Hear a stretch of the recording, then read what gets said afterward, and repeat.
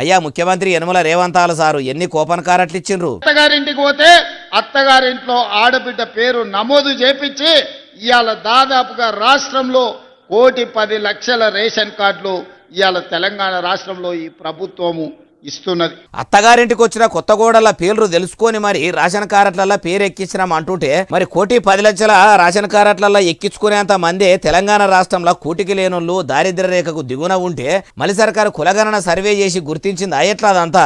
మరి రేషన్ కార్డులు ఎవరికి ఇస్తారంటే కూపన్ బియ్యం ఎవరు తీసుకుంటారంటే పురాగా లేనోళ్ళు, కనీసం కూడు గూడు చక్కగా లేనోళ్ళు, కడుపేదలకు మాత్రమే అందాలి. ప్రభుత్వం కూడా పథకం అందుకే పెట్టిందంటారు. అట్లా లేనోళ్ళకే రేషన్ కార్డులు ఇచ్చిండ్రా లేకపోతే ఉన్నోళ్ళకి కూడా ఇచ్చిర్రా? అందులో అరువులు ఎంతమంది ఉన్నరో ముఖ్యమంత్రి యనమల రేవంతాల సార్కే ఎరుకుండాలి, కోపన మంత్రి ఉత్తమ్ కుమార్ రెడ్డి సార్కే తెలిసి ఉండాలి. రేషన్ కార్డులు ఇచ్చినామని రాగాలు మంచిగానే తీస్తున్నారు సారు. మరి మీరు పురాగా అమలు చేస్తామన్న 6 గ్యారెంటీల ముచ్చట ఏమైంది?